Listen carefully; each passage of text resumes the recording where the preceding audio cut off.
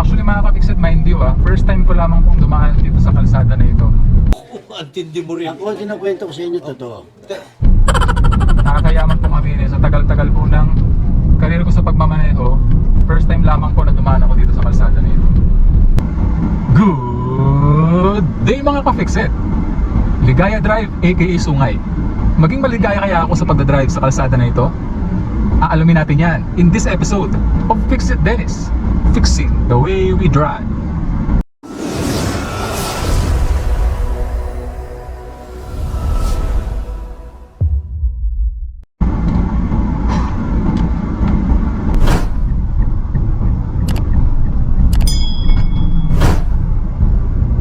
Okay mga ka-fix it, nandito tayo ngayon sa Tagaytay, Calamba Road.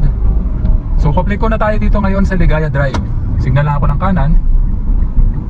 Kaya kung nakita nyo na tong signage na to, ayan, may nakalagay, Talisay.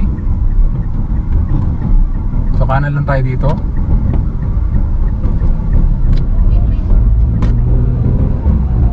So itong Ligaya Drive mga ka-fix it is binansagan nilang sungay, no?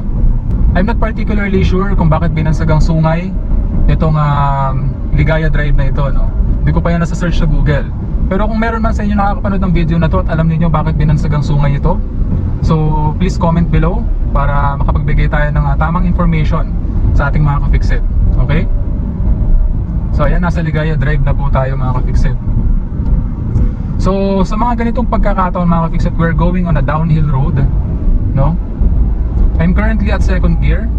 But pwede ko bang i-increase yan to shift to third gear mga ka-fixit. And then I'm using the engine brake of the third gear at this moment. So kung kulang na yung speed na yan, pwede ako mag-add ng gas. Pero for the meantime, tamang-tama lamang po yung speed na to. Ayan, to better handle the vehicle. Mas magiging mas ma-handle po natin ng tama yung ating sasakyan kapag very manageable speed po yung tinatakbo ng ating sasakyan. Pero dahil yung third gear ay masyadong mabilis yung pinoproduce na speed, mag-shift ako down to second gear para yung engine brake po ng second gear ang ating gagamitin. Isa sa very sharp curve po mga ka-fixit. So very notorious itong road na to, no? Dahil napakarami nga pong sharp curve dito sa kalsada na ito. Pagdating sa mga sharp curve, pwede po tayong pumreno dyan before the sharp curve. Pero when exiting the sharp curve, we can give it gas, pero slight gas lamang po mga ka-fixit. Okay? Kapag kailangan pumreno, huwag mahihiyang pumreno. We're currently using the engine brake of the second gear. Tingnan niyo paano ko ini-steer yung ating steering.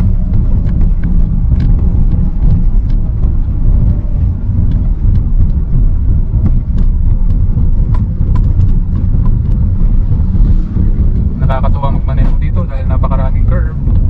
Pero dapat alam po natin yung gagawin natin sa mga pagkakataon nito mga ka-fixit. So itong stretch down na ito mga ka-fixit, although curve siya, pagka sinukat mo daw itong kalsada nito, it's around 8 kilometers, no?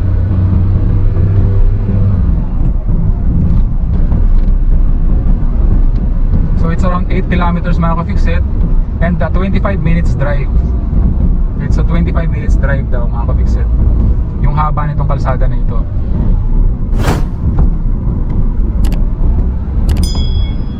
Okay, so nag-shift ako, downshift ulit sa second gear mga ka-fixit. So pagdating sa mga ganitong kalsada, kailangan well prepared po yung ating mga sasakyan, no? Kasi hindi po basta-basta yung mga ganitong uri ng kalsada, especially when you're going downhill, and most especially when you're going uphill, no? Kasi very sharp curve po ito, very sharp turns, lalong-lalo na sa gabi. So first tip natin para sa iyo mga ka-fixit sa mga ganitong klase ng kalsada, siguraduhin mo na nasa kondisyon ang iyong sasakyan para tumakbo, no? Meaning na ano mo yan, na-check mo yung tires niyan, maayos ang kondisyon ng makina, no? Yung yung video natin tungkol sa ano yung mga dapat i-check sa iyong sasakyan kapag babiyahe ka, especially kapag malayuan. So panoorin mo yung video na yun.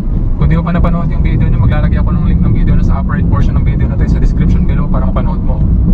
Okay? So kailangan condition po yung ating sasakyan, especially yung ating makina at mga gulong.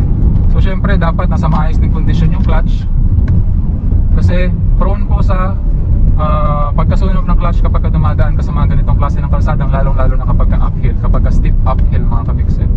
Okay? So yung second tip natin, kapag magmamaneho ka sa mga ganitong klase ng kalsada, siguraduhin mo na merong gasolina, no? Yung iyong sasakyan.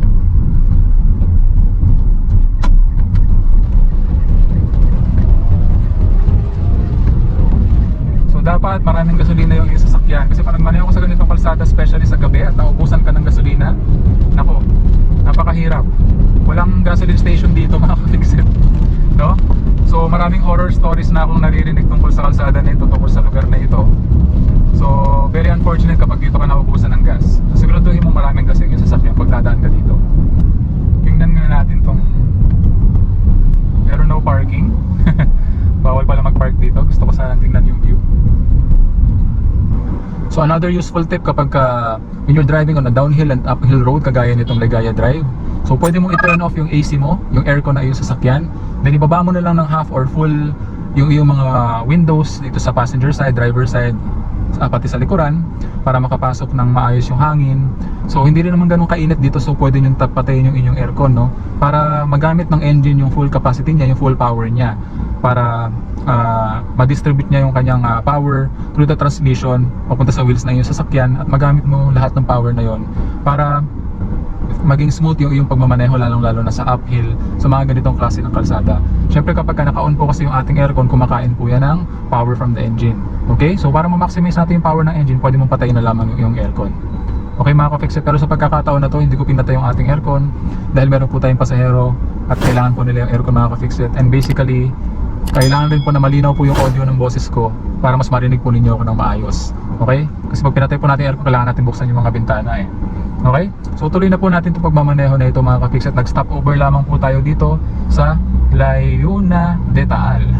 So napakaganda rin po ng view dito. Meron pong overlooking dito sa gilid nitong lugar na ito mga ka-fixit. Okay? So tutuloy na po tayo. So another useful tip sa mga ganitong pagkakataon mga ka-fixit is to shift gear to the lowest. Shift gear to the lowest. Gamitin natin yung engine brake, no? Ito, I'm using the engine brake to the second gear para sa kalsada na ito. See how I steer the steering wheel mga ka-fixit?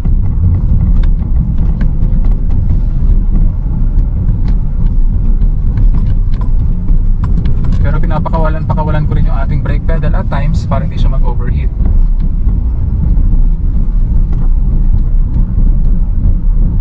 Okay, then tuloy-tuloy na po tayo ulit. Okay. Actually mga ka-fixit, mind you first time ko lamang pong dumaan dito sa kalsada na ito. Ang tindi mo rin. Ako ang kinakwento ko sa inyo, totoo. Nakakayaman pong aminin sa tagal-tagal po ng karir ko sa pagmamaneho, first time lamang po na dumaan ako dito sa kalsada na ito. Okay? And I'm quite surprised sa mga nakikita kong kurbahan dito. Pero not specifically, hindi ako masyadong nahihirapan. Although challenging siya, no? Lalong-lalo na siguro sa mga beginner drivers, mga natututo pa lamang magmaneho. Pero sa kagaya ko na matagal na nagmamaneho, hindi naman siya ganun kahirap i-manage. Okay?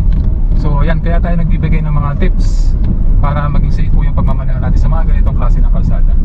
Okay? So next, sa ating useful tip mga ka-fixit, clutch, brake, and gas pedals. So dapat alam mo paano gamitin itong tatlong pedals na ito, no? Para ma-manage mo ng maayos yung pagmamaneho sa ganitong klase ng kalsada. So syempre, pepreno ka lamang pag kailangan, gumamit ka ng engine brake ng iyong mga gears. Okay, just before the bend, then tayo preno, then gagamitin natin yung engine brake ng ating gears, no? Ng ating transmission after the bend. So ito, engine brake, second gear, but at times I'm applying brakes. Pero hindi natin yan masyadong i-apply ng tuloy-tuloy para hindi yan mag-overheat. So next sa ating useful tip mga ka-fixit, yung coasting mga ka-fixit. It's a very controversial issue pagdating sa mga ganitong klase ng kalsada, no? Yung coasting. So coasting in neutral, maraming guilty dyan, lalo na kapag mga ganitong pababang kalsada. Yung nilalagay nila sa neutral yung kanilang sasakyan, thinking na they would save gas sa mga ganitong klase ng pagkakataon. Pero alam niyo ba na napakadelikado ng coasting in neutral at high speeds, no? At saka mas nadadamage po yung engine natin kapag ganun po yung not cruise neutral at high speeds mga ka-fixit. So next sa ating useful tip is speed and distance mga ka-fixit. So maintaining correct speed sa mga ganitong klase ng kalsada is very crucial para sa iyong safety. Okay? So kung mapapansin niyo, we're just going around 20-30 kilometers per hour sa mga ganitong klase ng kalsada. So kung mapapansin niyo kanina sa dinaanan natin may nakalagay doon 20 kilometers per hour. So yun yung maximum nila, lalo dun sa bend na yun. Okay? And correct distance, maintain correct distance mga ka-fixit sa vehicle, lalo na yung may sinusundan kang sasakyan. So dapat may correct distance ka dyan, lalo na when you're going uphill. So next sa ating useful tip is overtaking. So it's a general rule sa mga ganitong klase ng kalsada na huwag kang o-overtake, no? Huwag kang o-overtake. Kasi tingnan nyo merong line sa kalsada, no, na double solid yellow line. So ibig sabihin yan, no overtaking at all times mga ka-fixit, no? Pero just in case lamang mga ka-fixit na sobrang bagal ng sasakyan na nasa unahan, so pwede mo namang overtaken yan, no? With a precaution na talagang mag-iingat ka at siguraduhin mo na wala kang kasalubong bago mo siya overtaken. Okay mga ka-fixit?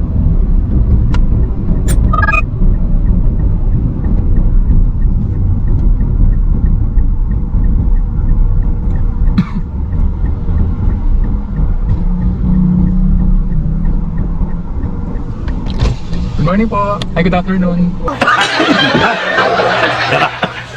Nasalig ko yan ka. Opo. Saan po sila? Pababa lang po kami ng Taal po. Galing po sa... Galing po ng Tagaytay. Taga-saan po kayo? General Trias Cavite po. Patingin na po ng vaccination card natin. Apo. Yes, anak. Yehey!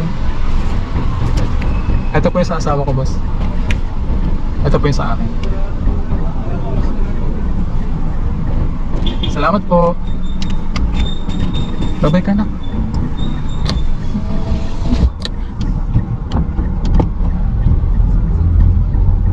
May checkpoint pala dito mga ka-fixit. Okay?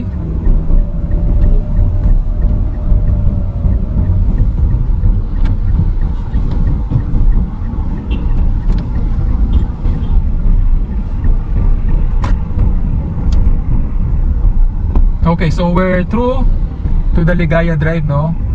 Nalampasan natin yung Ligaya Drive going downhill mga ka-fixit.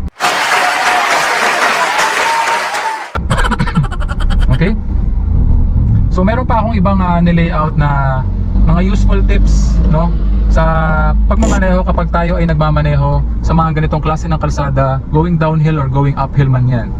So on the second part of this video, I'm thinking of making another part of this video, second part. Then doon naman tayo dadaan sa Tagaytay Talisay Road, paakyat. So mas challenging kasi yung kalsada na yon dahil mas marami siyang kurbada and mas marami siyang paakyat. Actually purely paakyat din naman tong Ligaya Drive, pero mas challenging daw yung Tagaytay Talisay Road. Kasi pag tinignan mo siya sa mapa, mas marami siyang sharp bends, sharp curves, and mas paakyat daw yung kalsada doon. So doon natin gagawin yung uphill driving. Okay? So hindi ko natapos kasi yung iba pa natin mga useful tips dito sa Ligaya Drive dahil syempre I'm trying to focus on my driving and I'm also trying to lay out or explain to you yung iba't ibang mga useful tips natin when driving sa mga ganitong klase ng kalsada, kaya hindi natin natapos. So itutuloy natin yan dun sa second part ng video na to, which is I will drive uphill dun sa Tagaytay Talisay Road. So sana samahan niyo ulit ako sa second part of this video. Okay mga ka-fixit? So I would like to end this video by saying, palaging tatandaan na walang sino man ang pinanganak na magaling. Kailangan natin ng sapat na panahon at pagsasanay upang maging magaling tayo sa anumang bagay. So that concludes our episode for the day. I do hope na sana may natutunan ka sa video episode natin ngayong araw. So kung hindi ka pa subscriber ng channel ko, please consider subscribing. Please like, leave a comment, and share my videos para makatulong din po sa iba. Please also follow me on my Fix It Dennis Facebook page and TikTok. Again, thank you for watching. Hanggang sa muli. Paalam!